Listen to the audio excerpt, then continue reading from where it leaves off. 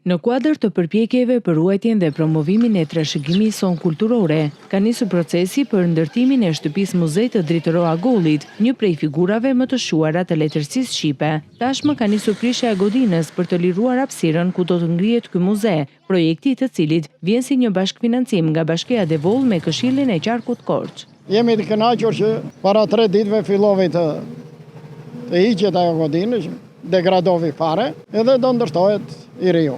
Do të nisë komplet që ka themelet.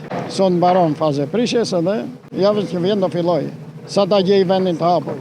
Mund të zgjasin 2 muaj apo 3, më shumë nuk zgjasin dot se më 13 tetor duhet të inaugurohet. Kjo shtëpi do të ndërtohet në fshatin Menkulas të Devollit dhe do të përfaqësojë një hapësirë të gjallë kujtese që ruan frymën, veprën dhe jetën e tij. Projekti synon që kjo shtëpi të kthehet në një qendër të rëndësishme kulturore, edukative dhe turistike për të gjithë ata që dëshirojnë të njihen nga afër me jetën dhe krijimtarinë e Dritoroa Gollit.